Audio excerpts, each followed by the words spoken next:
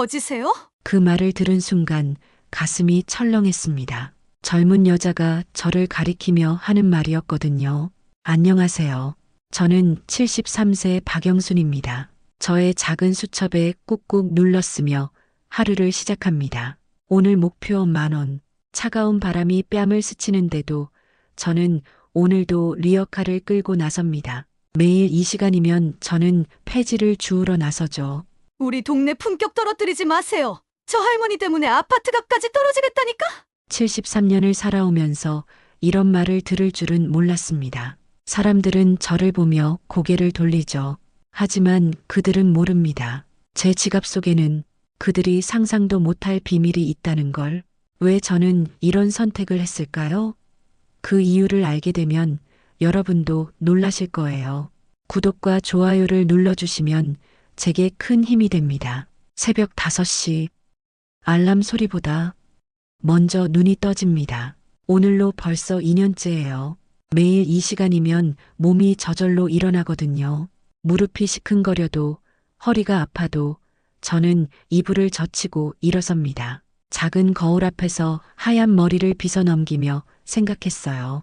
오늘은 또 어떤 사람들을 만날까? 어떤 시선들을 받을까? 부엌에서 미지근한 물 한 컵을 마시고 낡은 가방을 메고 현관문을 열었습니다. 현관문을 나서자마자 차가운 공기가 폐 속으로 스며들어 왔어요. 11월 말의 새벽은 정말 차갑더군요. 엘리베이터를 기다리는 동안 문득 40년 전 이 나이 또래였던 제 어머니가 떠올랐습니다. 어머니는 항상 말씀하셨어요. 영순아, 사람은 끝까지 품위를 잃으면 안 된다. 그때는 무슨 뜻인지 몰랐는데 지금은 알겠어요. 1층으로 내려가 아파트 관리사무소 앞을 지날 때 경비 아저씨가 저를 보며 고개를 끄덕여 주셨어요. 할머니, 오늘도 나가세요? 네, 운동 삼아 나가요. 저는 항상 이렇게 대답합니다. 거짓말은 아니에요. 정말 운동이기도 하거든요.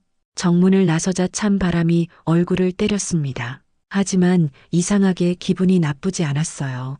이 시간의 고요함이 좋았거든요. 세상이 아직 잠들어 있을 때 저 혼자만 깨어 있는 것 같은 기분.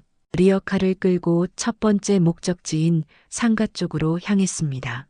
바퀴가 아스팔트를 굴러가며 내는 소리가 새벽 정적을 깨뜨렸어요. 끼익끼익. 처음에는 이 소리가 부끄러웠는데 지금은 익숙해졌습니다. 상가 앞 쓰레기 분리수거함에 도착했을 때 벌써 다른 할아버지 두 분이 와 계시더군요. 서로 눈인사만 하고 각자의 일을 했어요. 말은 안 해도 알 수 있어요.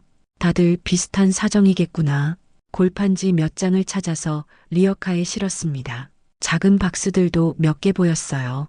하나하나 정성스럽게 펼쳐서 접어놓았죠.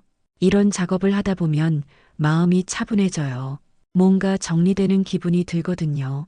해가 조금씩 떠오르기 시작할 무렵 아파트 단지 안쪽으로 들어왔습니다.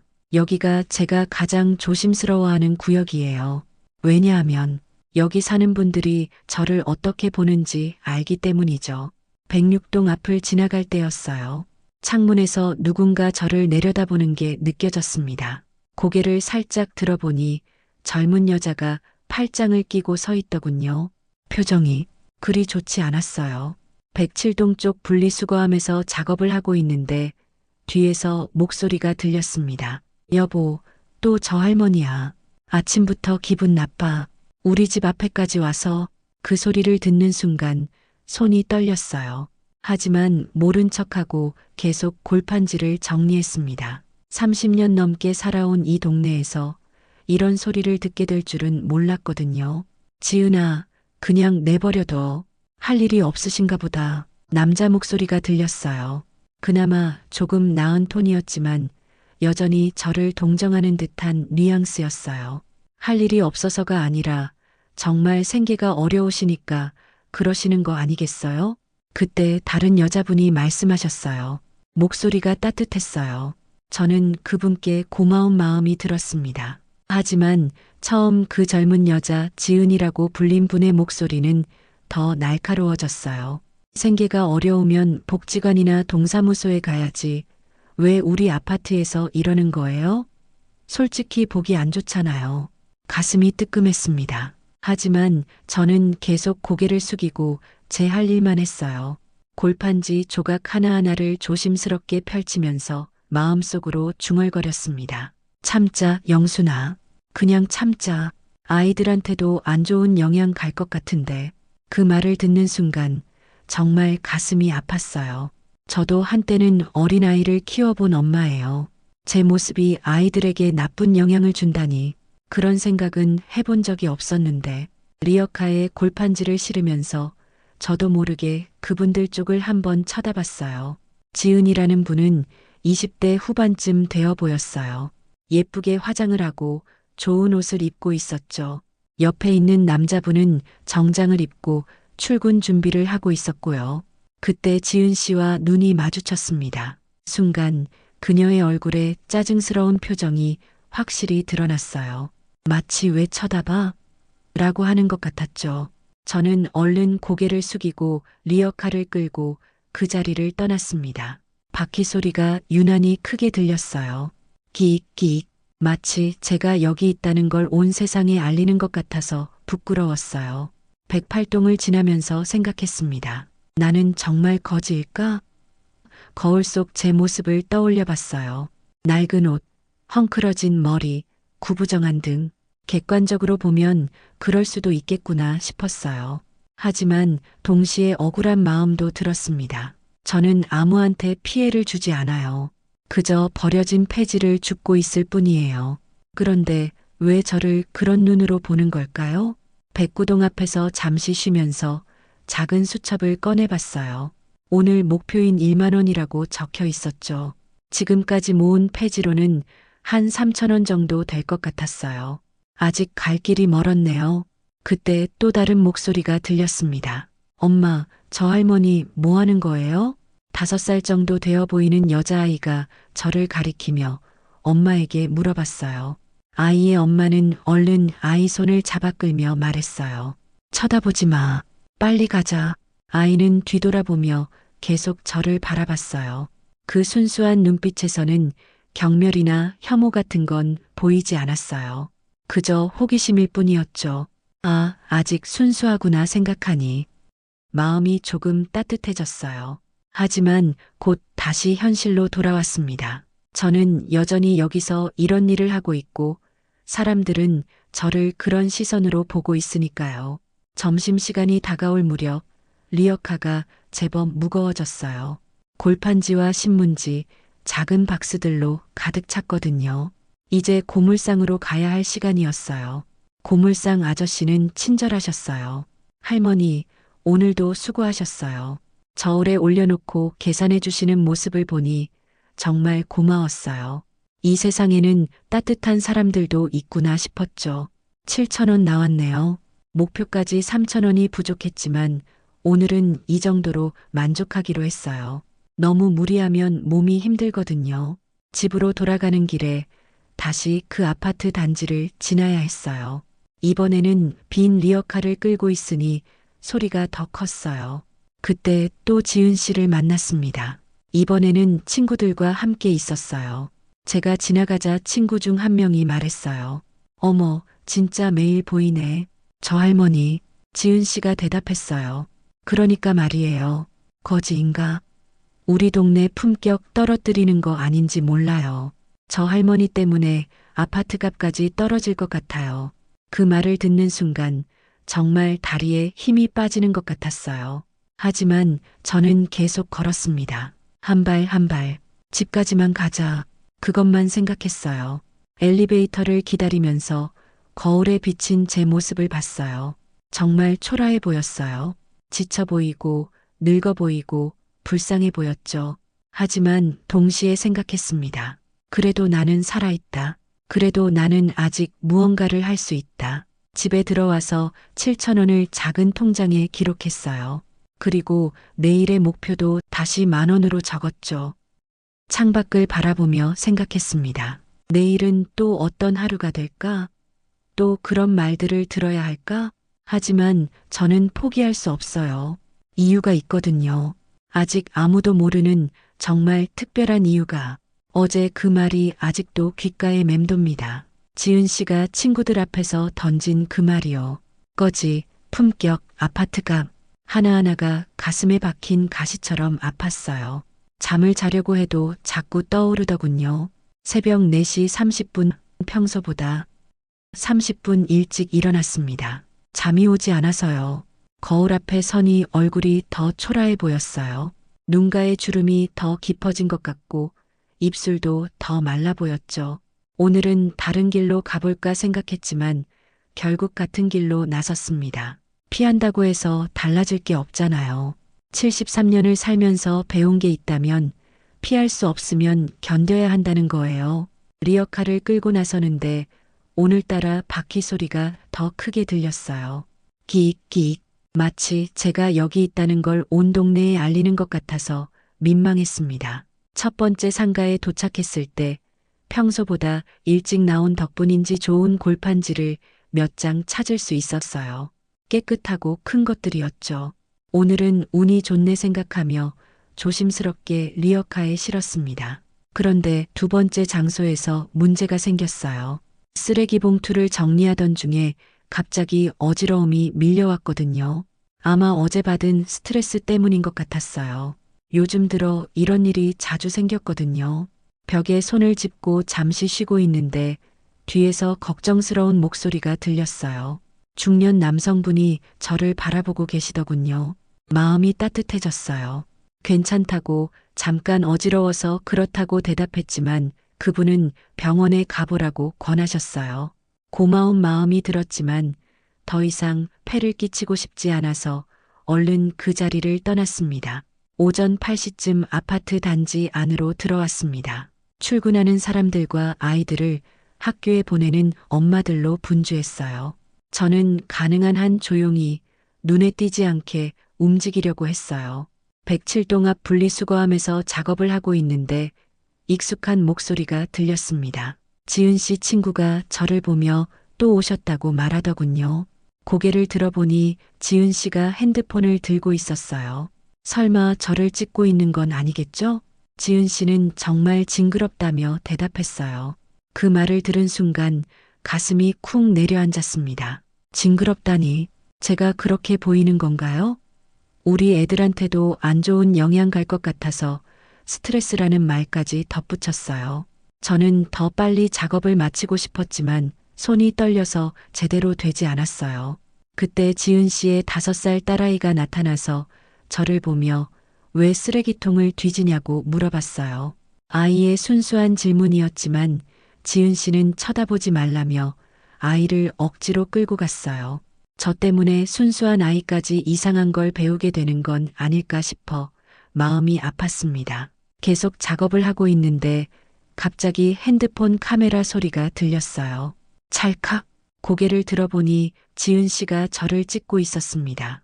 뭐 하시는 거냐고 물어봤더니 지은 씨는 뻔뻔하게 관리사무소에 신고하려고 한다고 대답했어요. 매일 이러시니까 좀 그렇다면서요. 그 말을 듣는 순간 정말 화가 났어요. 하지만 큰 소리 낼 수는 없었죠. 여기서 문제를 만들면 더 큰일이 날 테니까요. 죄송하다며 빨리 치우겠다고 고개를 숙였어요.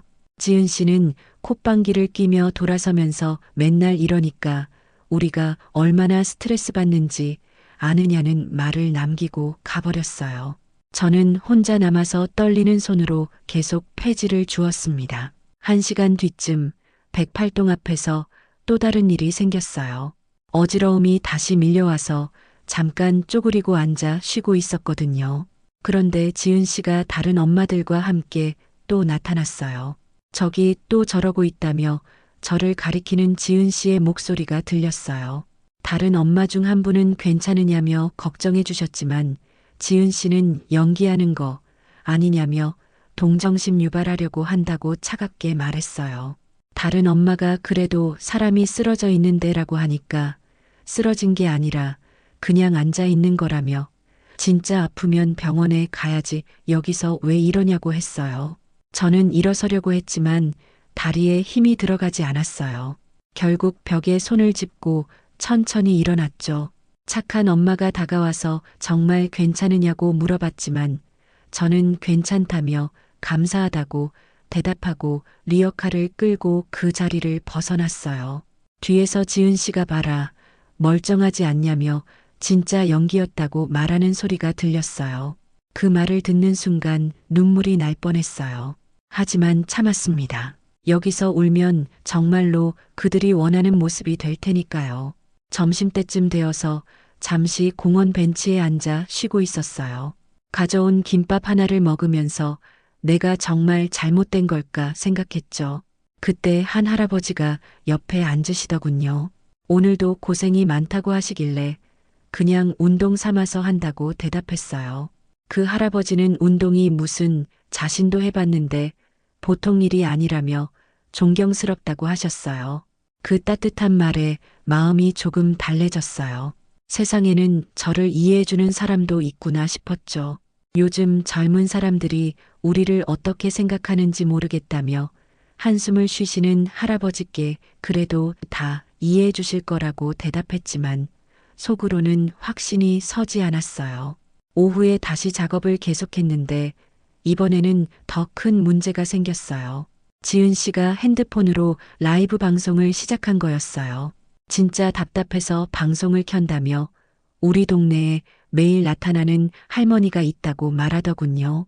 핸드폰을 저쪽으로 향하게 하면서 저기 보이냐며 매일 쓰레기통 뒤지고 다닌다고 솔직히 보기 안 좋지 않냐고 했어요. 댓글들이 올라오는 소리가 들렸어요. 와, 진짜네요. 불쌍하긴 하지만 관리사무소에 신고하세요. 아파트 품격이 떨어지겠어요. 같은 반응들이었죠. 지은 씨는 댓글들을 읽어주며 더욱 흥미진진하게 말했어요. 그저 여러분도 그렇게 생각하시죠? 우리가 왜 이런 스트레스를 받아야 하는지 모르겠다고요. 저는 그 자리에서 벗어나고 싶었지만 작업을 다 끝내지 못한 상태였어요. 어쩔 수 없이 계속 폐지를 주우면서 그들의 말을 들어야 했죠. 아까는 쓰러진 척까지 하더라며 연기 장난 아니라고 덧붙이는 지은 씨의 말을 들으니 정말 견딜 수 없었어요. 라이브를 보는 사람들의 반응은 다양했지만 지은 씨는 부정적인 댓글들만 골라서 읽었어요. 맞아요. 정말 민폐죠. 우리 애들도 무서워해요. 라고 말하는 걸 듣는 순간 더 이상 참을 수 없었습니다. 저는 리어카를 끌고 그 자리를 떠났습니다. 더 이상 그 모습을 보고 있을 수 없었거든요. 집에 돌아가는 길에 마트 앞을 지났는데 지은 씨의 남편 민수 씨를 만났어요. 그분은 저를 보더니 잠깐 멈칫하면서 뭔가 말하고 싶어 하는 것 같았지만 결국 아무 말도 하지 않고 지나갔어요. 그 표정을 보니 뭔가 미안해하는 것 같았어요. 아마 아내가 하는 일들을 알고 있는 것 같았죠. 집에 도착해서 오늘 번 돈을 세어봤어요. 8,500원. 어제보다는 조금 더 벌었지만 마음은 더 무거웠어요. 창문 앞에 서서 아파트 단지를 내려다봤어요. 사람들이 오가고 아이들이 뛰어노는 모습이 보였죠. 평범한 일상들. 그런데 저는 왜 그 평범한 일상에서 배제되는 걸까요? 제가 무엇을 잘못했길래 저렇게 취급받는 걸까요? 핸드폰에 저장된 옛날 사진들을 꺼내봤어요. 젊었을 때 제 모습, 행복했던 순간들. 그때는 이런 날이 올 줄 몰랐는데 영순아, 힘내라고 거울 속 제 모습을 보며 혼잣말을 했어요. 주름진 얼굴, 지친 눈빛. 하지만 아직 포기할 순 없어요. 내일은 조금 다를까요? 아니면 오늘과 똑같은 하루가 될까요? 작은 수첩에 내일의 목표를 적었어요. 10,000원 그리고 그 밑에 작게 썼습니다. 조금만 더 힘내자. 밤이 깊어가는데도 잠이 오지 않았어요. 지은 씨의 라이브 방송이 자꾸 생각났거든요. 얼마나 많은 사람들이 봤을까? 그들은 저를 어떻게 생각했을까? 하지만 한편으로는 생각했어요. 언젠가는 그들이 알게 될 거라고. 제가 누구인지, 왜 이런 일을 하고 있는지. 그날이 오면 모든 게 달라질지 아니면 여전히 똑같을지 궁금했습니다. 창밖의 달을 바라보며 깊은 한숨을 내쉬었습니다. 내일도 새벽 5시에 일어나야 해요. 또 다른 하루가 기다리고 있어요. 하지만 저는 멈출 수 없어요. 아직 보여줘야 할 것이 있거든요. 그날 아침 무언가 달라지고 있었습니다. 공기 중에 느껴지는 미묘한 변화였어요. 마치 폭풍 전의 고요함 같은, 아직 아무도 모르지만 모든 것이 뒤바뀔 수 있는 그런 순간이 다가오고 있다는 걸 저는 알고 있었어요. 새벽 5시, 어제와 똑같은 시간에 일어났지만 기분이 달랐습니다. 창밖을 보니 하늘이 유난히 맑더군요. 좋은 일이 생길까요? 아니면 더 힘든 하루가 될까요? 리어카를 끌고 나서면서 생각했어요. 지은 씨의 라이브 방송 이후로 동네 사람들의 시선이 더 따가워진 것 같았거든요. 어제 편의점에서 만난 아주머니도 저를 보더니 고개를 돌리셨어요. 혹시 그 방송을 보신 건 아닐까 싶었죠. 하지만 저는 멈출 수 없어요. 첫 번째 장소인 상가 뒤편에 도착했을 때 평소보다 쓰레기가 많이 쌓여 있었어요. 주말이 지나고 나서 그런가 보더군요. 골판지도 많고 신문지도 제법 되었어요. 오늘은 목표 금액을 달성할 수 있을 것 같았습니다. 그런데 작업을 하다가 이상한 걸 발견했어요. 버려진 신문 더미 사이에서 경제신문 한 장이 눈에 띄었거든요. 일면 헤드라인이 동영그룹의 신규 투자 확대에 관한 내용이었지요. 동영그룹 그 이름을 본 순간 가슴이 두근거렸습니다. 옛날 기억들이 스쳐 지나갔어요. 하지만 곧 정신을 차리고 신문을 접어서 다른 페이지들과 함께 리어카에 실었어요. 그 시각 어딘가에서는 아마 큰 변화가 시작되고 있었을 거예요. 누군가의 인생을 바꿀 수도 있는 그런 일들이 말이죠. 오전 8시쯤 아파트 단지 안으로 들어왔습니다. 오늘도 어김없이 107동부터 시작하려고 했죠. 그런데 멀리서부터 지은 씨가 창문을 열고 소리치는 게 들렸어요. 또 왔다며 짜증을 내고 있었어요. 분리수거함 앞에서 작업을 시작하려는데 지은 씨가 친구들과 함께 내려왔어요. 이번에는 3명이나 되었어요. 그들은 저를 보며 매일 본다느니 우리가 왜 이런 스트레스를 받아야 하느니 하며 불만을 토로했어요. 저는 더 빨리 작업을 끝내려고 했지만 그들의 목소리는 계속 들렸어요. 더 강하게 나가자는 말까지 나왔어요. 더 강하게 나간다는 게 무슨 뜻일까요? 지은 씨가 갑자기 큰 소리로 저를 불렀어요. 우리 아파트에 왜 자꾸 오냐며 다른 데 가라고 했어요. 30년 넘게 살아온 이 동네에서 나가라는 소리를 들으니 정말 서러웠어요. 아이도 무서워하고 집값도 떨어질 것 같다며 민폐라고 하는 친구들의 말을 들으며 저는 아무 말도 할 수 없었어요. 그냥 고개만 숙이고 리어카를 끌고 그 자리를 벗어났어요. 뒤에서 들리는 그들의 웃음소리가 귓가에 맴돌았습니다.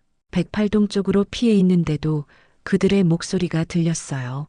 지은 씨가 남편 얘기를 하더군요. 회사에 큰 투자 얘기가 들어왔는데 투자자 이름이 박영순이라고. 친구들은 저와 같은 이름이라며 웃었어요. 폐지 줍는 할머니가 어떻게 투자하냐며 동명이인이 많다고 했죠. 저는 그 말을 들으며 씁쓸하게 웃었어요. 잠시 쉬고 있는데 핸드폰이 울렸어요. 모르는 번호였는데 받아보니 김민수라고 자신을 소개하는 남자였어요. 지은 씨 남편이라더군요. 시간이 되면 만나고 싶다고 하더군요. 전화로는 그렇고 직접 만나서 말하고 싶다며 나쁜 일이 아니라고 안심시켰어요. 목소리에 뭔가 다급함이 있었어요. 아파트 단지 입구 카페에서 30분 후에 만나기로 했어요. 통화를 끊고 나니 머릿속이 복잡해졌어요. 도대체 무슨 일일까요? 30분 뒤 카페에서 만난 지은 씨의 남편은 생각보다 젊어 보였어요. 정장을 입고 있었지만 얼굴에는 피곤함이 역력했어요. 갑자기 연락해서 죄송하다며 아내가 저에게 많이 신뢰를 했던 것 같아서 사과하러 왔다고 했어요. 말렸는데 아내가 너무 예민해져서 그렇다며 죄송하다고 하길래 괜찮다고 이해한다고 답했어요. 하지만 그분의 표정을 보니 뭔가 더 있는 것 같았어요. 갑자기 제 이름을 물어보더군요. 박영순이라고 대답하자 그분의 얼굴이 하얗게 변했어요. 마치 유령이라도 본 것처럼 말이에요. 한동안 말을 못하다가 가방에서 서류를 꺼냈어요. 혹시 이걸 아냐며 보여준 건 투자 제안서였어요. 거기에 박영순이라는 이름이 적혀 있었죠. 회사에 온 투자 제안서인데 이름이 똑같아서 그렇다며 놀라워했어요. 저는 놀란 척하며 동명이인이 많다고 잘 모르겠다고 답했어요.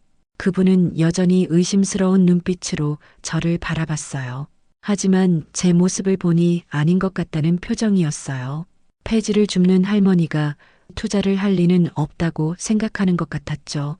100억 원짜리 투자 제안인데 투자자 정보가 이름밖에 없어서 그렇다고 설명해 주었어요. 100억?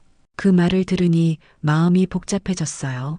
정말 대단하다고 하자 그분의 얼굴에 희망이 보였어요. 이 투자가 성사되면 그들의 인생이 바뀔 수도 있겠죠. 투자자를 만나야 하는데 연락처를 모르겠다고 하길래 그런 분이면 분명히 먼저 연락 올 거라고 위로해 드렸어요. 카페를 나오면서 그분이 마지막으로 다시 사과했어요. 아내가 너무 했다면서요. 괜찮다고 젊을 때는 다 그렇다고 답했지만 속으로는 생각했어요. 곧 모든 게 달라질 거라고. 집에 돌아와서 오래된 앨범을 꺼냈어요. 30년 전 사진들이 가득했어요. 젊었을 때의 저, 남편, 그리고 창립 파티 사진들. 그때는 모든 게 다 있었어요. 돈도, 명예도, 사람들의 존경도. 하지만 남편이 세상을 떠나고 자식들이 각자의 길을 가고 나니 혼자가 되었어요. 그래서 시작한 거였어요. 이 모든 일들을 사람들이 진짜 어떤 마음을 갖고 있는지 알고 싶어서 돈과 권력이 있을 때와 없을 때 어떻게 다르게 대하는지 보고 싶어서 지은 씨 같은 사람들이 나중에 어떤 반응을 보일지 정말 궁금했어요. 그날 밤 지은 씨 남편이 아내에게 저와 만난 이야기를 했을 거예요. 사과하러 갔더니 이름이 박영순이라고 하더라는 얘기를. 지은 씨는 투자자와 같은 이름이라고라며 웃었겠죠. 설마 같은 사람일 리는 없다면서요. 하지만 그분의 마음 한구석에는 의문이 남았을 거예요. 다음 날 아침 저는 평소보다 일찍 나왔어요. 오늘은 뭔가 특별한 하루가 될 것 같았거든요. 리어카를 끌고 가면서 생각했어요. 언제 진실을 밝히는 게 좋을지, 어떤 방식으로 해야 할지. 아직 시간이 조금 더 필요해요. 그들이 저를 더 무시하고 더 함부로 대할 수 있도록. 그래야 나중에 진실이 밝혀졌을 때 더 큰 충격을 받을 테니까요. 하지만 한편으로는 마음이 아팠어요. 이런 일을 왜 해야 하는지, 그냥 평범하게 살면 안 되는 건지. 아니에요. 이미 시작한 일이에요. 끝까지 가봐야 해요. 그날도 지은 씨와 마주쳤어요. 이번에는 혼자였는데 저를 보더니 고개를 돌렸어요. 하지만 완전히 무시하지는 않았어요. 뭔가 신경 쓰이는 것 같았거든요. 아마 남편이 한 말 때문일 거예요. 하지만 여전히 저에 대한 시선은 차가웠어요. 언제까지 이런 시선을 받아야 할까요? 곧 모든 게 달라질 거예요. 그들이 무릎 꿇고 사과하게 될 날이 올 거예요. 그날이 얼마나 남지 않았는지 아직 그들은 모르고 있어요. 아파트 단지를 벗어나면서 마지막으로 뒤돌아봤어요. 저 안에는 아직도 진실을 모르는 사람들이 살고 있어요. 저를 거지라고 부르고 민폐라고 생각하는 사람들이. 하지만 진실이 밝혀지는 그날 누가 진짜 불쌍한 사람인지 알게 될 거예요. 리어카 바퀴 소리가 아스팔트를 굴러갔어요. 기익기익. 오늘도 변함없는 소리였지만 내일은 다를 수도 있어요. 모든 게 달라질 수도 있으니까요. 오래된 편지 한 장이 제 마음속에 떠올랐습니다. 30년 전 남편이 쓴 편지였어요. 영수나 사람을 판단할 때는 그 사람이 약한 자에게 어떻게 대하는지 보면 된다라고 적혀 있었죠. 그 글귀를 다시 읽으니 가슴이 아팠어요. 지금 제가 겪고 있는 일들이 바로 그런 거였거든요. 새벽 4시 45분. 어제보다 또 일찍 일어났습니다. 잠을 제대로 못 잤어요. 민수 씨와의 만남이 자꾸 생각났거든요. 그분이 투자 제안서를 보여주면서 놀라던 표정, 의심하던 눈빛, 모든 게 생생했어요. 거울 앞에서 머리를 빗으면서 생각했어요. 정말로 이런 일을 계속해야 하는 걸까? 하지만 이미 너무 많이 와버렸어요. 지금 멈출 수는 없어요. 리어카를 끌고 나서면서 오늘은 뭔가 다른 하루가 될 것 같다는 예감이 들었어요. 공기도 더 차갑고 하늘도 더 어두웠거든요. 첫 번째 상가에 도착했을 때 평소보다 사람들이 많았어요. 출근길이라 그런가 보더군요. 사람들이 저를 스쳐 지나가면서 힐끗힐끗 쳐다봤어요. 아마 지은 씨의 라이브 방송을 본 사람들도 있을 거예요. 골판지를 정리하면서 들린 대화가 있었어요. 두 아주머니가 저에 대해 이야기하고 있었거든요. 한 분은 불쌍하다고 하셨고, 다른 분은 요즘 저런 일이 많다며 걱정스럽다고 하셨어요. 그나마 따뜻한 반응이었어요. 하지만 젊은 직장인들의 반응은 달랐어요. 저를 보며 고개를 돌리거나 아예 다른 길로 가는 사람들도 있었어요. 어떤 사람은 핸드폰으로 저를 찍기까지 했어요. 그런 시선들을 받으면서 작업을 계속했어요. 이제는 익숙해졌지만 여전히 마음이 아팠어요. 한편 그 시각 민수 씨는 회사에서 중요한 연락을 받고 있었을 거예요. 투자자와의 미팅 일정이 확정되었다는 소식을 말이죠.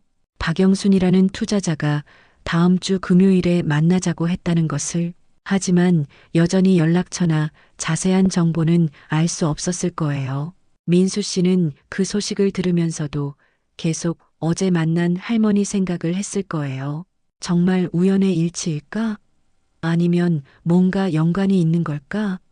하지만 폐지 줍는 할머니가 100억 투자를 한다는 건 말이 안 되니까 그냥 동명이인이라고 결론 지었을 거예요.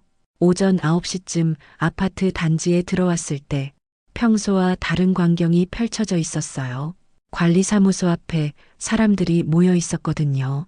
무슨 일인지 궁금했지만 저는 조용히 107동 쪽으로 향했어요.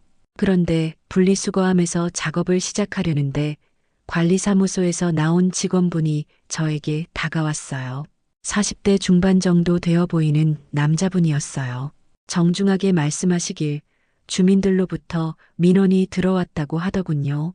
매일 같은 시간에 와서 분리수거함을 뒤진다는 내용이었어요. 불법은 아니지만 주민들이 불편해하니까 다른 곳을 이용해달라는 요청이었어요. 저는 죄송하다며 앞으로 조심하겠다고 답했어요. 그분도 미안해하시면서 개인적으로는 이해한다고 하지만 민원이 계속 들어와서 그렇다고 설명해 주셨어요. 관리사무소를 나오면서 뒤돌아보니 2층 창문에서 지은 씨가 내려다보고 있었어요. 만족스러운 표정으로 말이죠. 아, 지은 씨가 민원을 넣은 거였군요. 108동으로 이동해서 작업을 계속했어요. 하지만 마음이 무거웠어요. 이제 여기서도 환영받지 못하는 존재가 된 거였어요. 30년 넘게 살아온 동네에서 말이에요.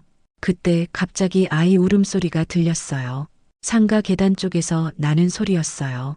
급하게 달려가 보니 5살 정도 되어 보이는 여자아이가 계단에서 넘어져서 울고 있었어요. 지은 씨 딸 서연이었어요. 무릎에서 피가 나고 있었고 발목도 삐끗한 것 같았어요. 주변에는 어른이 아무도 없었어요. 저는 망설이지 않고 아이에게 다가갔어요. 괜찮냐고 물어보니 아이는 무서워하면서도 아프다고 울었어요. 가방에 있던 손수건으로 상처를 닦아주고 발목을 살살 만져봤어요. 다행히 심하지는 않은 것 같았어요. 아이를 달래면서 엄마를 찾아야겠다고 생각했는데 그때 지은 씨가 나타났어요.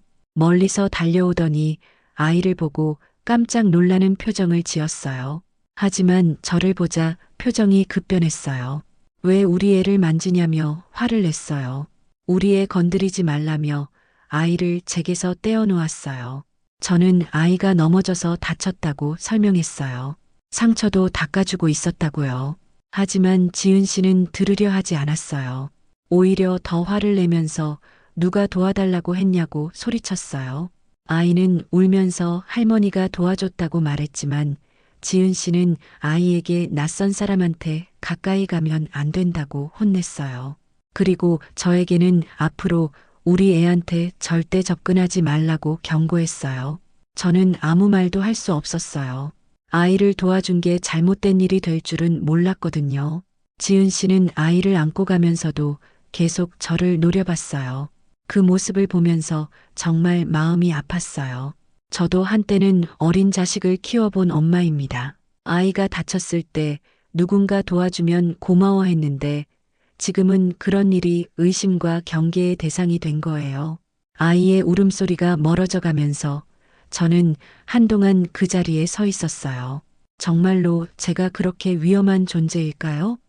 아이들이 무서워할 만큼 징그러운 모습일까요? 점심시간이 되어서 공원 벤치에 앉아 도시락을 먹었어요. 김밥 몇 개와 물 한 병이 전부였지만 항상 맛있게 먹었었는데 오늘은 입맛이 없었어요. 계속 아침에 있었던 일들이 생각났거든요. 그때 옆 벤치에 앉은 할머니가 말을 걸어오셨어요. 70대 초반쯤 되어 보이는 분이셨는데 저와 비슷한 처지인 것 같았어요. 요즘 세상이 각박해졌다며 한숨을 쉬셨어요. 그분은 자신도 비슷한 일을 하고 있다고 하시면서 젊은 사람들의 시선이 예전과 많이 달라졌다고 말씀하셨어요. 옛날에는 그래도 어른을 공경하는 마음이 있었는데 지금은 그냥 짐짝 취급한다고 하시더군요. 저는 그분의 말에 공감하면서도 한편으로는 생각했어요. 과연 젊은 사람들만의 잘못일까요? 우리 기성세대도 뭔가 잘못한 게 있는 건 아닐까요? 오후에 다른 지역으로 이동해서 작업을 계속했어요. 아파트 단지에서 멀리 떨어진 상가 지역이었는데 여기서는 그나마 시선이 덜 따가웠어요. 하지만 계속 아침에 있었던 일이 머릿속을 맴돌았어요. 지은 씨의 차가운 시선, 아이의 울음소리, 관리사무소 직원의 미안해하는 표정. 그러면서 문득 생각했어요. 내가 이런 일을 왜 하고 있는지, 정말 이게 옳은 일인지, 사람들의 진심을 확인하고 싶어서 시작한 일이지만 이렇게 상처받으면서까지 해야 하는 건가? 하지만 동시에 또 다른 생각도 들었어요. 만약 제가 정말로 가난한 할머니라면, 정말로 폐지를 주어서 생계를 이어가야 하는 상황이라면 그런 할머니들은 이런 대우를 받아도 어쩔 수 없이 참고 살아야 하는 거겠죠. 그 생각을 하니 더 마음이 아팠어요. 저는 언젠가는 이 모든 걸 끝낼 수 있지만 진짜 그런 처지에 있는 분들은 계속 이런 시선을 받으며 살아가야 하는 거잖아요. 해가 질 무렵 집에 돌아가는 길에 우체함을 확인했어요. 오랜만에 편지 한 통이 와 있었어요. 보낸 사람은 제 큰아들이었습니다. 편지에는 안부를 묻는 내용과 함께 어머니가 요즘 뭔가 이상하다는 얘기가 적혀 있었어요. 주변 사람들이 어머니에 대해 이상한 소리를 한다는 말을 들었다면서 혹시 무슨 일이 있냐고 걱정하고 있었어요. 저는 편지를 읽으며 복잡한 마음이 들었어요. 아들에게 걱정을 끼치고 싶지는 않았는데 집에 들어가서 편지에 답장을 써야겠다고 생각했어요. 뭐라고 써야 할까? 사실을 말할 수는 없고 그렇다고 거짓말을 하기도 그렇고 저녁을 먹으면서 오늘 하루를 정리해 봤어요. 관리사무소 민원, 아이를 도와준 일, 지은 씨의 격한 반응. 하나하나가 무거운 돌덩이 같았어요. 하지만 한편으로는 생각했어요.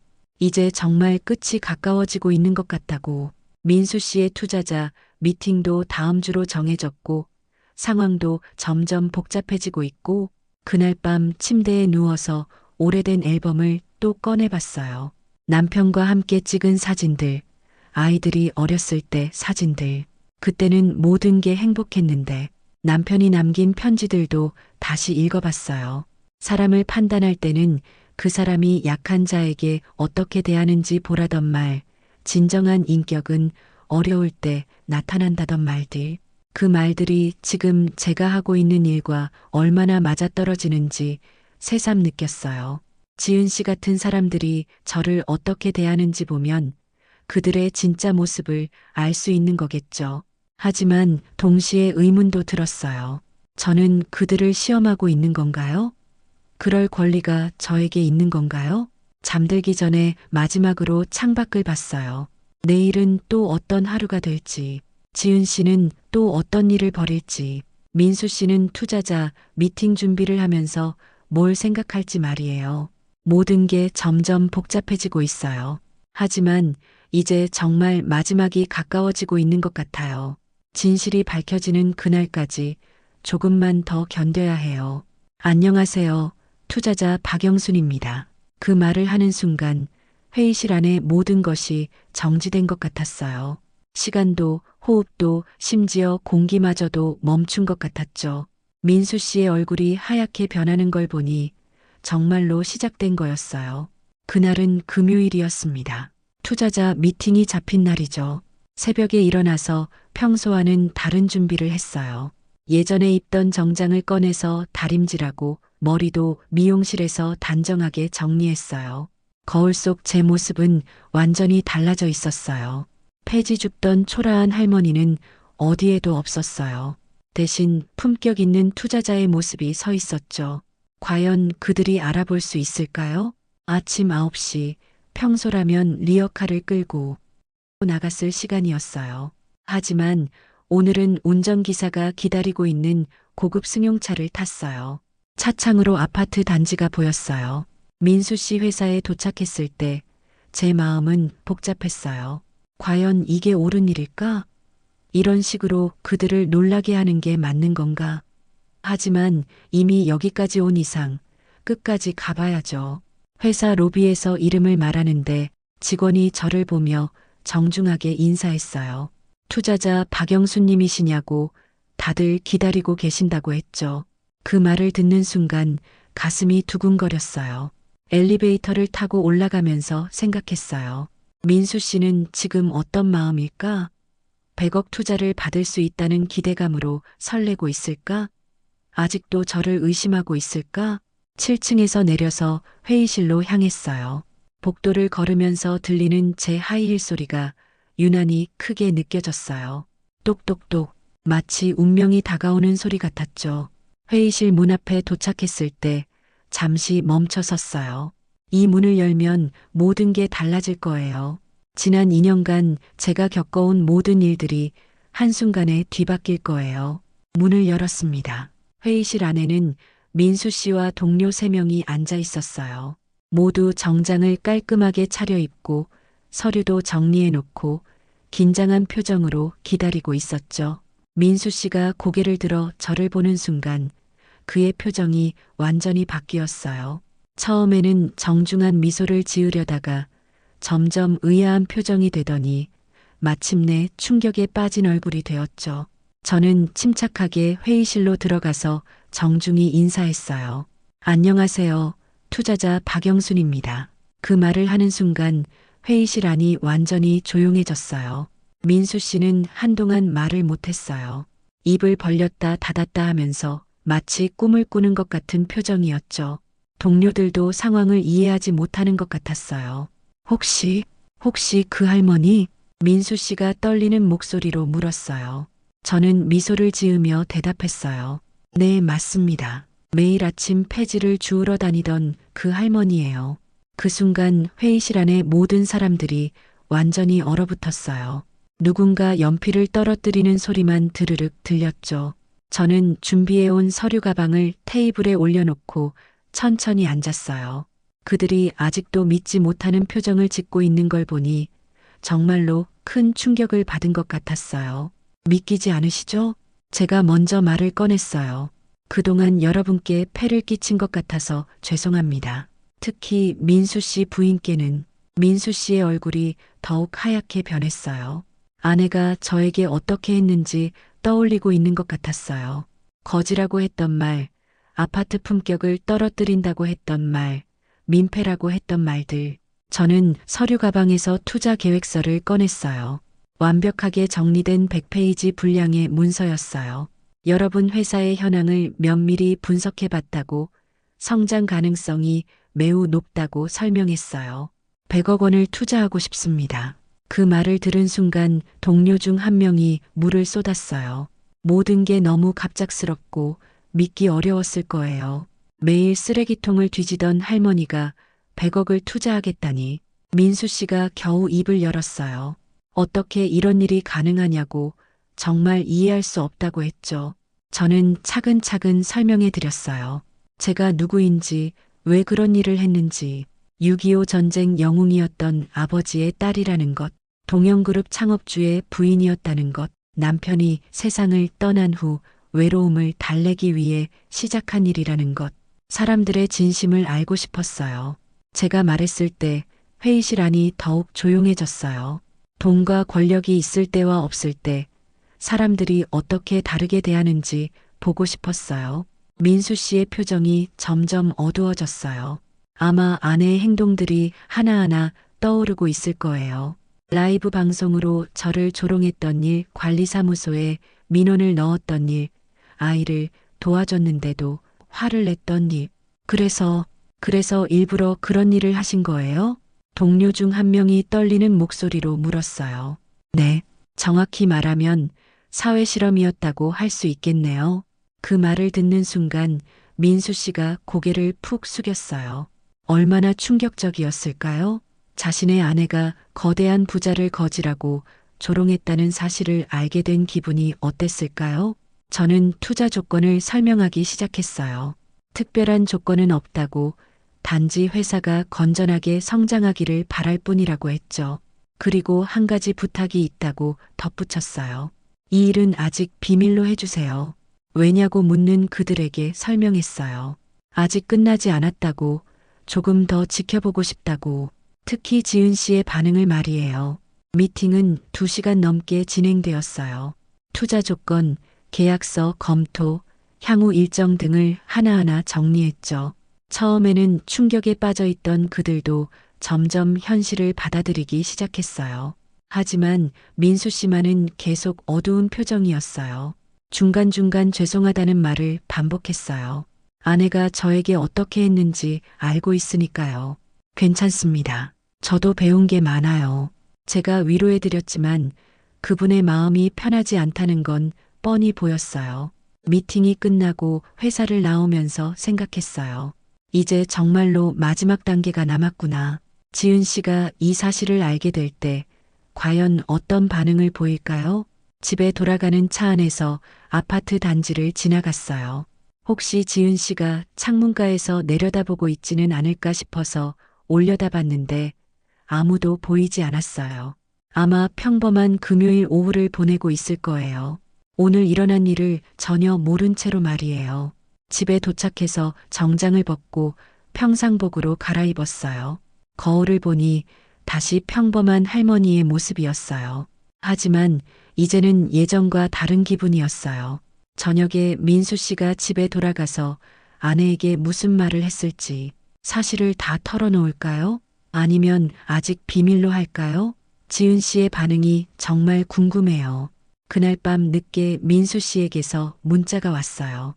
오늘 일에 대해 다시 한번 감사하다는 내용과 함께 아직 아내에게는 말하지 않았다는 얘기였어요. 언제 이야기하면 좋겠냐는 질문도 있었어요. 저는 답장을 보냈어요. 조금 더 기다려달라고, 적절한 때가 되면 알려드리겠다고, 그리고 걱정하지 말라고, 모든 게 잘 풀릴 거라고. 지은 씨가 진실을 알게 되면 어떤 기분일지 궁금하네요. 후회할지 아니면 오히려 더 화를 낼지. 창밖을 보며 지은 시내를 생각했습니다.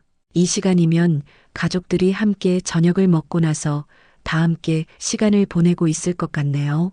평범한 주말을 준비하고 있겠죠. 하지만 곧 모든 게 달라질 거예요. 그들이 상상도 못한 진실을 알게 될 테니까요. 그 순간부터 제 인생이 완전히 달라졌어요. 민수 씨가 투자자 미팅에서 돌아온 후의 이야기입니다. 그분은 아마 평생 잊지 못할 하루를 보냈을 거예요. 폐지 줍던 할머니가 100억 원을 투자하겠다고 나선 그 충격적인 순간을 말이죠. 주말이 되었어요.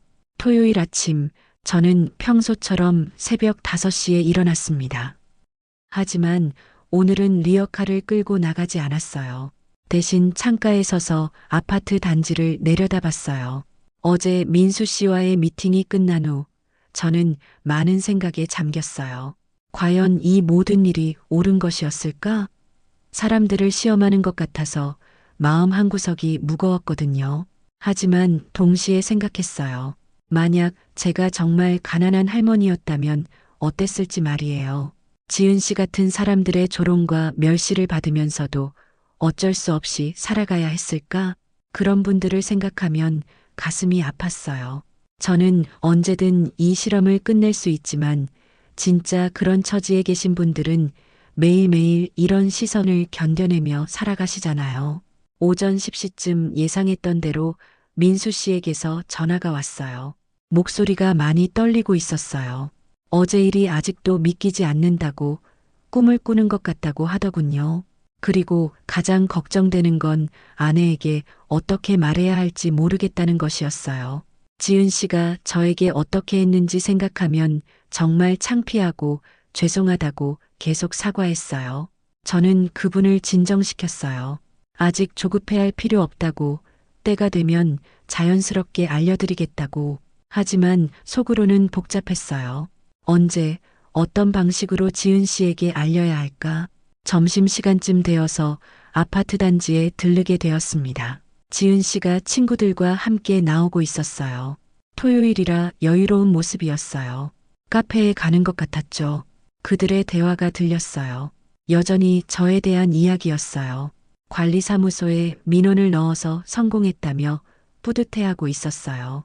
이제 그 할머니가 덜 나타날 거라면서요. 그 모습을 보니 씁쓸했어요. 아직도 저를 성가신 존재로만 생각하고 있는 거였어요. 자신들이 얼마나 큰 실수를 했는지 전혀 모르고 있죠. 오후에 오랜만에 큰아들에게 전화를 걸었어요. 며칠 전 편지에서 저를 걱정하고 있었거든요. 어머니가 요즘 이상한 일을 하고 있다는 소문을 들었다고 했어요. 저는 아들에게 사실을 말했어요. 그동안 어떤 일을 해왔는지, 왜 그런 일을 했는지, 처음에는 믿지 못하더니 점점 상황을 이해하기 시작했어요. 아들은 어머니의 마음을 이해한다고 했어요. 아버지 돌아가신 후로 많이 외로워하셨다는 걸 알고 있었다고, 하지만 걱정도 많이 된다고, 혹시 위험한 일은 없었냐고 물었어요. 저는 괜찮다고, 곧 모든 게 정리될 거라고 안심시켰어요. 하지만 정작 제 마음은 편하지 않았어요. 정말로 모든 게 잘 풀릴까요? 그날 저녁 민수 씨가 또다시 연락했어요. 하루 종일 고민했는데 도저히 아내에게 말할 용기가 나지 않는다고 하더군요. 어떻게 말해야 할지, 아내가 어떤 반응을 보일지 두렵다고 했어요. 저는 그분의 마음을 충분히 이해했어요. 지은 씨의 성격을 보면 쉽게 받아들이지 못할 것 같았거든요. 오히려 더 화를 낼 수도 있고 믿지 않으려고 할 수도 있고, 하지만 부부 사이에 언제까지 숨길 수는 없는 일이겠지요. 일요일 아침이 되었어요. 교회 종소리가 들렸어요. 예전에는 남편과 함께 교회에 다녔었는데 요즘은 나가지 않고 있어요. 혼자 있는 시간이 더 편해졌거든요. 창밖을 보니 지은 씨 가족이 나오고 있었어요. 일요일이라 외출 준비를 하는 것 같았어요. 지은 씨는 예쁜 원피스를 입고 민수 씨는 캐주얼한 셔츠를, 아이는 분홍색 드레스를 입고 있었어요. 평범하고 행복해 보이는 가족의 모습이었어요. 하지만 그들은 아직 모르고 있어요. 자신들의 평범한 일상이 곧 완전히 뒤바뀔 거라는 사실을. 그때 민수 씨가 고개를 들어 제가 있는 창문 쪽을 바라봤어요. 혹시 저를 봤을까요? 거리가 너무 멀어서 확실하지는 않지만 잠시 멈춰 서는 것 같았어요. 지은 씨가 뭐라고 말하자 민수 씨는 고개를 돌렸어요. 그리고 가족과 함께 차에 타서 어디론가 떠났어요. 아마 즐거운 주말을 보내러 갔겠죠. 하지만 민수 씨의 마음은 편하지 않을 거예요. 내내 고민하고 있을 거예요. 언제, 어떻게 아내에게 진실을 말할지. 오후에 저는 오랜만에 산책을 나갔어요. 평소 폐지를 주우러 다니던 길이 아닌 다른 길로요. 공원을 걸으면서 많은 생각을 했어요. 이 모든 실험이 끝나면 저는 어떻게 변해 있을지, 다시 예전의 삶으로 돌아가야 하는데 지은 씨 같은 사람들과 이웃으로 살아갈 수 있을까 하는 생각이 들었죠. 공원 벤치에 앉아서 사람들을 관찰했어요. 아이들이 뛰어노는 모습, 연인들이 산책하는 모습, 가족들이 함께 시간을 보내는 모습, 모든 게 평화로워 보였어요. 하지만 그 평화로운 일상 속에도 저처럼 외로운 사람들이 있을 거예요. 사회에서 소외된 사람들, 무시당하는 사람들이 있을 거예요. 제가 경험한 일들이 그들에게는 매일의 현실일 수도 있어요. 그 생각을 하니 이 실험이 완전히 무의미하지는 않았다는 생각이 들었어요. 최소한 한 사람이라도, 지은 씨라도 변할 수 있다면 의미가 있는 일이겠죠. 집에 돌아와서 저녁을 먹으면서 뉴스를 봤어요. 노인 빈곤 문제에 대한 보도가 나오고 있었어요. 폐지 수집으로 생계를 이어가는 노인들의 이야기였어요. 화면 속의 할머니들을 보니 마음이 아팠어요. 저는 연기였지만 그분들에게는 진짜 현실이에요. 사회의 차가운 시선과 무시를 받으면서도 살아가야 하는. 그때 핸드폰이 울렸어요. 민수 씨였어요. 목소리가 많이 지쳐 있었어요. 하루 종일 고민했는데도 답이 나오지 않는다고, 어떻게 해야 할지 정말 모르겠다고 했어요. 저는 그분에게 조언해 드렸어요. 너무 조급해하지 말라고, 적절한 때가 올 거라고, 그리고 지은 씨도 결국은 이해할 거라고, 시간이 필요할 뿐이라고. 하지만 속으로는 걱정됐어요. 통화를 끊고 나서 침실로 갔어요. 화장대 앞에 앉아서 거울을 봤어요. 2년간의 실험으로 많이 늙은 것 같았어요. 주름도 더 깊어지고 머리도 더 하얘졌어요. 하지만 눈빛은 예전보다 더 깊어진 것 같았어요. 많은 걸 보고 많은 걸 경험한 사람의 눈빛이었죠. 서랍에서 남편의 편지를 또 꺼내봤어요. 사람을 판단할 때는 그 사람이 약한 자에게 어떻게 대하는지 보면 된다는 그 글귀를 다시 읽으니 정말로 맞는 말이라는 생각이 들었어요. 지은 씨는 저를 약한 존재로 여겼을 때 조롱하고 무시하고 혐오했죠. 그것이 지은 씨의 진짜 모습이었어요. 잠들기 전에 마지막으로 창밖을 봤어요. 민수 씨는 어떤 마음일까요? 아내 옆에 앉아 있으면서도 마음이 편하지 않을 거예요.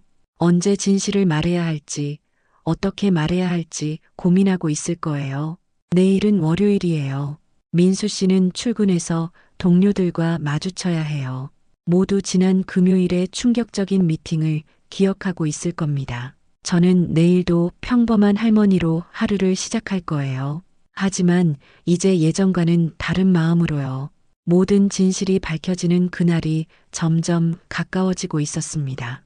여보, 나 정말 큰일 났어. 월요일 저녁 민수 씨가 집에 돌아와서 지은 씨에게 한 첫마디였어요.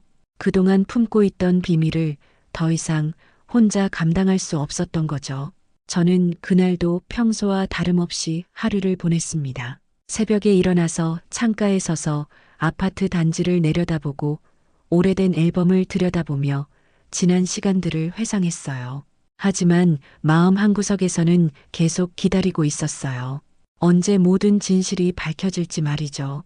민수 씨가 회사에서 하루 종일 동료들과 투자건에 대해 회의했다는 걸 나중에 알게 되었어요.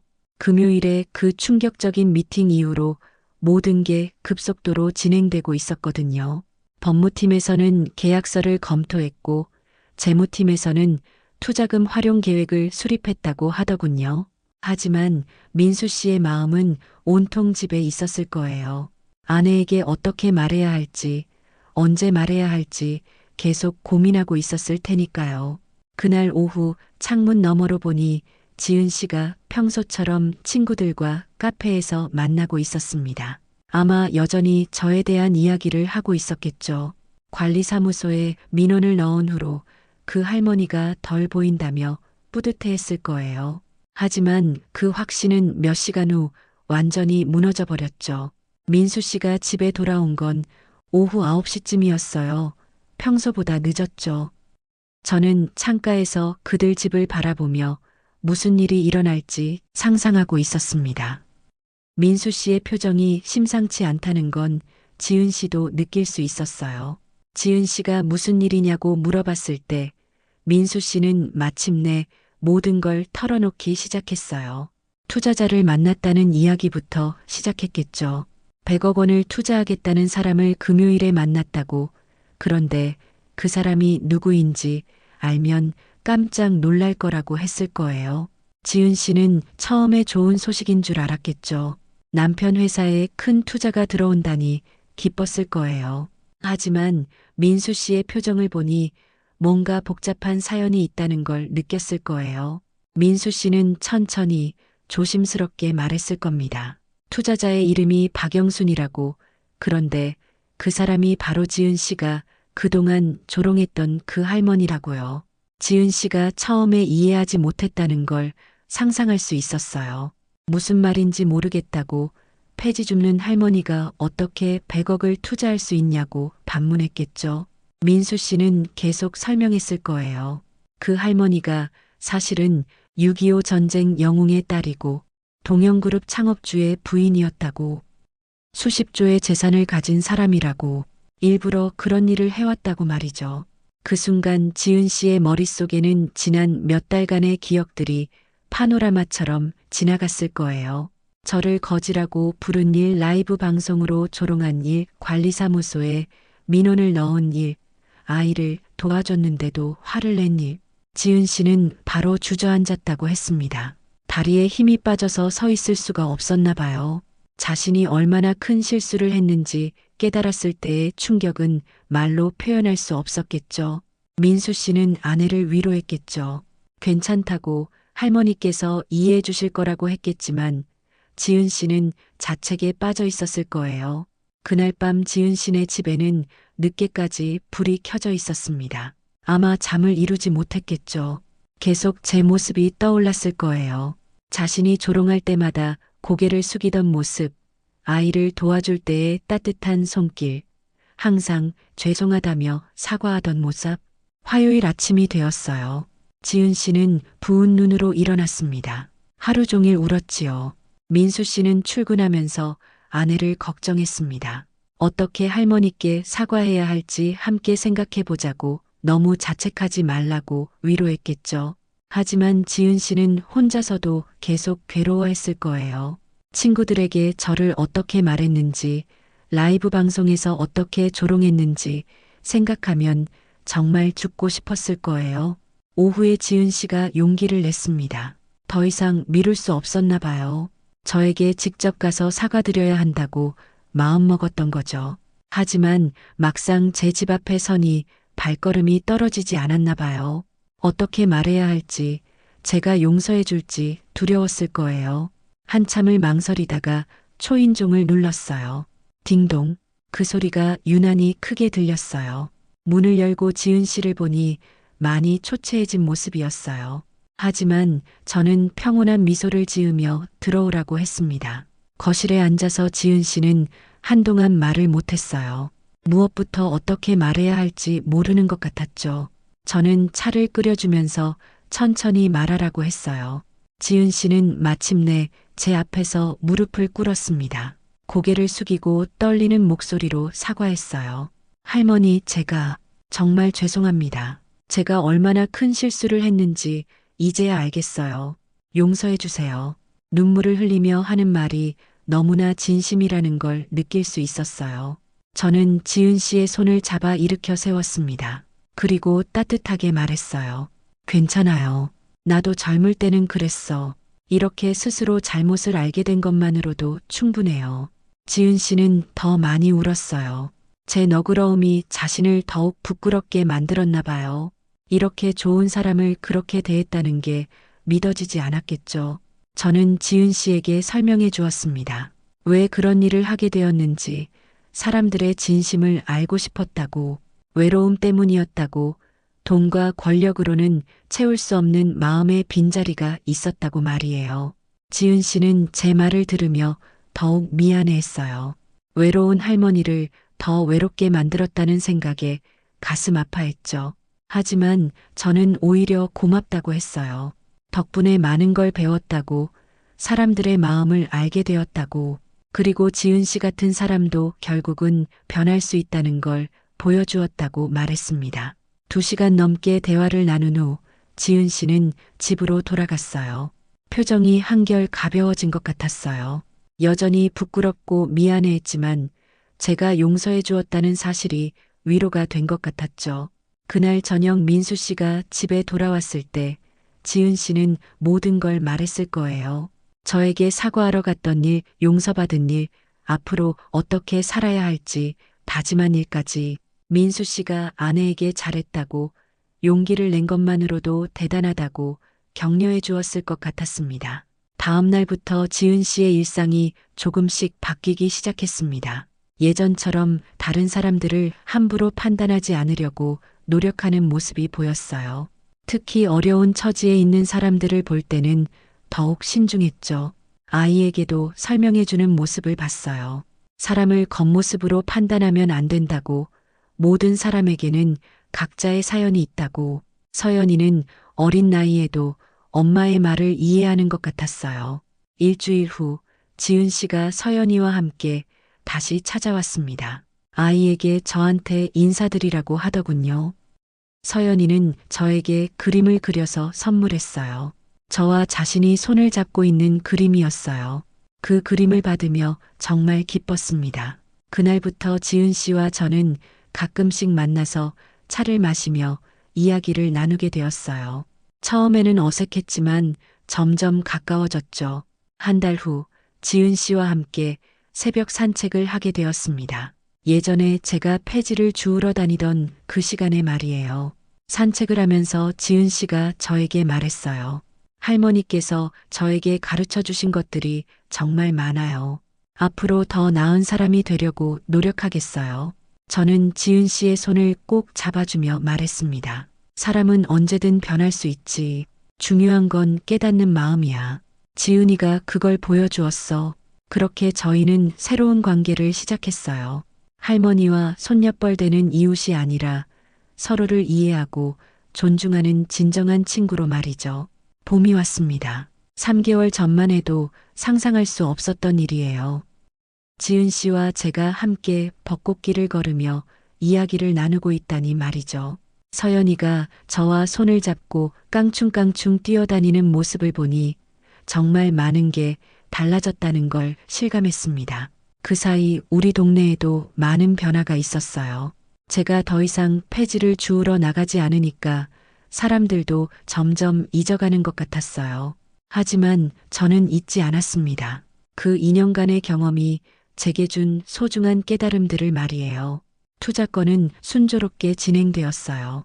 민수 씨 회사가 100억 투자로 크게 성장하면서 그분도 승진하게 되었죠.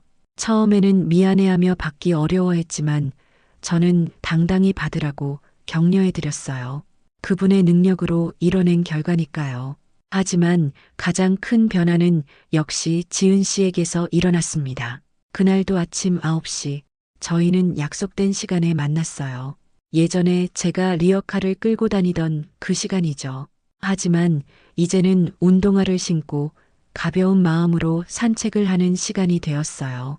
지은 씨가 밝은 목소리로 오늘은 어디로 갈지 물어봤어요. 3개월 전에 그 차갑고 날카로웠던 목소리와는 완전히 달랐죠.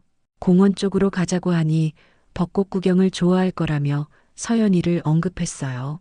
우리는 천천히 걸으면서 이런저런 이야기를 나눴어요. 서연이의 유치원 생활, 민수 씨의 회사 일, 제 건강 상태까지 정말 가족 같은 대화였어요. 공원에 도착했을 때 벚꽃이 만개해 있었어요. 연분홍 꽃잎들이 바람에 흩날리는 모습이 너무 아름다웠어요. 지은 씨가 제 팔을 살짝 잡아주며 벤치에 앉아서 쉬자고 했어요. 예전에는 제가 가까이 가는 것도 싫어했는데 이제는 먼저 챙겨주는 모습을 보니 정말 사람이 변할 수 있구나 싶었어요. 벤치에 앉아서 벚꽃을 바라보니 감회가 새로웠습니다. 작년 이맘때는 혼자서 이 길을 걸으며 외로움을 달래고 있었는데 지금은 이렇게 따뜻한 사람들과 함께 있으니까요. 지은 씨가 조심스럽게 말문을 열었어요. 요즘 자주 생각하는 게 있다면서 만약 저를 만나지 못했다면 자신이 어떤 사람이 되었을까 하는 생각이라고 했어요. 아마 평생 그런 식으로 살았을 거라며 다른 사람들을 겉모습으로만 판단하고 자신이 가진 것만 자랑하는 부끄러운 사람이었다고 고백했어요. 누구나 그럴 수 있다고 위로했지만 지은 씨는 제가 그렇게 힘든 상황에서도 화를 내거나 원망하지 않았다며 감탄했어요. 그때는 정말 힘들었지만 언젠가는 이해받을 수 있을 거라는 희망이 있었기 때문에 참아낼 수 있었던 거였어요. 지은 씨가 이제 진짜 부자가 누구인지 안다고 말했어요. 저처럼 마음이 따뜻한 사람이 진짜 부자라고. 자신은 겉으로만 그럴듯해 보였지 마음은 정말 가난했다고 했어요. 그 말을 하면서 눈에 눈물이 고였는데 슬픈 눈물이 아니라 깨달음의 눈물인 것 같았어요. 그때 서연이가 뛰어와서 제 무릎에 앉았어요. 작은 손에 벚꽃잎 몇 개를 들고 있었는데 분홍색 꽃잎이 서연이의 하얀 손 위에서 참 예뻤어요. 저에게 꽃잎을 선물하면서 언제 또 만나는지 묻는 아이를 보니 처음 계단에서 도와줄 때 지은 씨가 얼마나 화를 냈는지 생각났어요. 그런데 지금은 아이가 저를 진짜 할머니처럼 따르고 있어요. 지은 씨가 친구들한테도 자신이 얼마나 잘못했는지, 제가 얼마나 대단한 분인지 말했다고 했어요. 그리고 앞으로는 사람을 겉모습으로 판단하면 안 된다는 것도 전했다고 하더군요.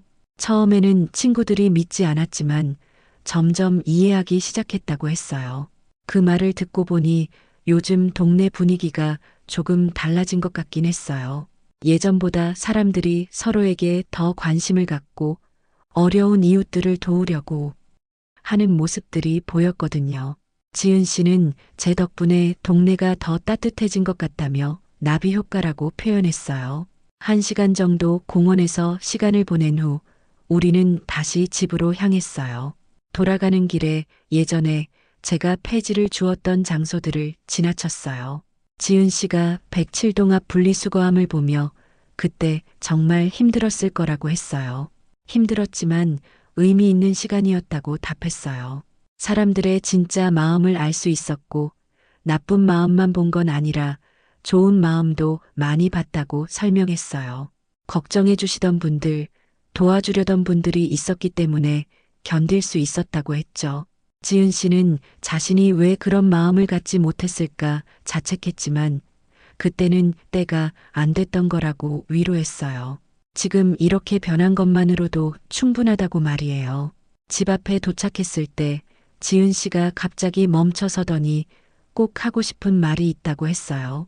제가 준 선물이 정말 크다면서 돈으로는 살 수 없는 선물이라고 했어요. 진짜 중요한 게 뭔지 알려줬다고.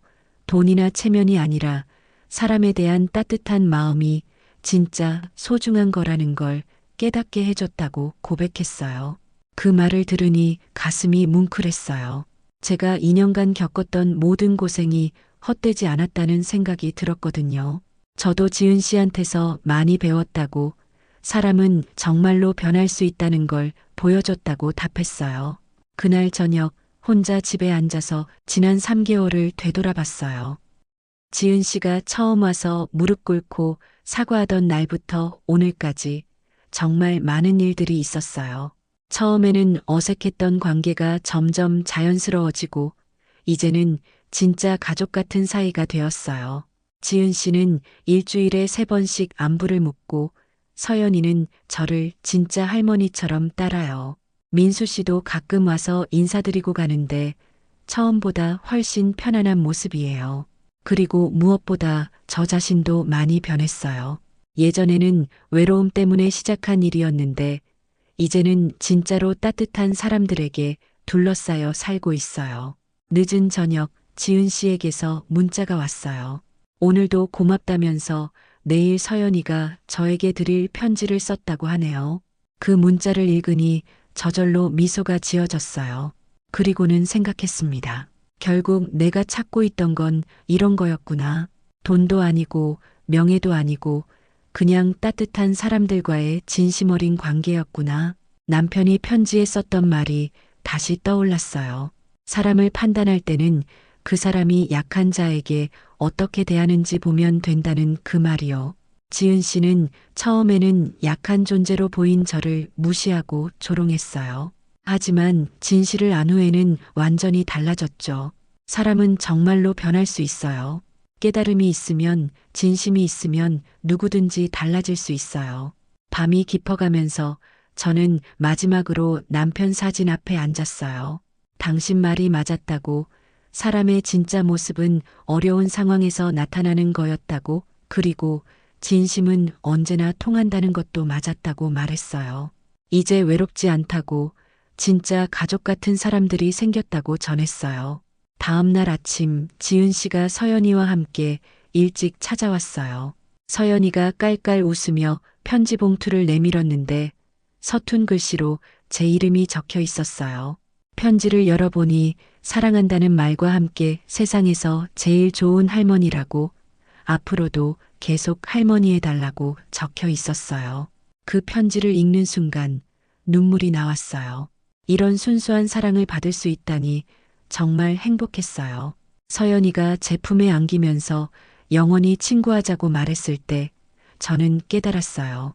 제가 찾고 있던 모든 답이 여기에 있다는 걸. 사람과 사람 사이의 진정한 사랑과 이해, 그것이 돈으로는 살 수 없는 진짜 보물이라는 거요. 창밖으로 따뜻한 봄 햇살이 들어왔어요.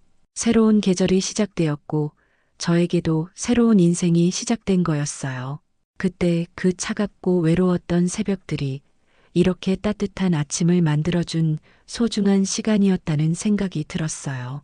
지은 씨와 서연이가 돌아간 후 저는 오랜만에 그 작은 수첩을 꺼냈어요. 예전에 오늘의 목표 10,000원이라고 적던 그 수첩이요. 이번에는 다른 걸 적었어요. 오늘의 목표 행복하기, 그리고 그 밑에 작게 매일매일 감사하며 살기라고 적었어요. 이제 저에게는 돈보다 훨씬 소중한 것들이 있어요. 진짜 가족 같은 사람들, 무조건적인 사랑, 그리고 서로를 이해하는 마음. 가끔은 힘든 일을 겪어봐야 진짜 소중한 게 뭔지 알 수 있는 것 같아요.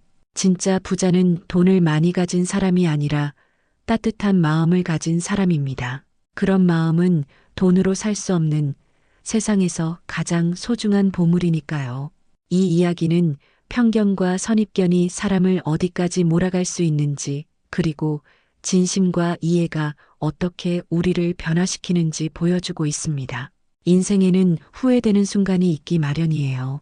지은 씨처럼 누군가를 겉모습만으로 판단했을 수도 있고, 혹은 영순 할머니처럼 외로움 속에서 사람들의 진심을 의심했을 수도 있죠. 하지만 중요한 건 그 후 우리가 어떤 선택을 하느냐입니다. 과거의 실수는 바꿀 수 없지만 진심 어린 사과와 용서를 통해 새로운 시작을 만들어갈 수 있으니까요. 어쩌면 여러분 주변에도 도움이 필요한 이웃이 있을지도 모릅니다. 혹은 여러분 자신이 누군가에게 따뜻한 말 한마디를 건네야 할 수도 있겠죠. 오늘의 이야기가 여러분의 마음에 작은 위로와 용기가 되었기를 바랍니다. 진정한 부는 돈이 아니라 서로를 이해하고 사랑하는 따뜻한 마음에서 나온다는 것을 기억해 주세요. 앞으로도 여러분의 마음을 울리는 다양한 이야기로 찾아뵙겠습니다. 댓글로 여러분의 생각과 감상도 꼭 들려주세요. 여러분의 하루가 따뜻한 이해와 사랑으로 가득하길 바랍니다. 채널 구독 버튼도 부탁드립니다.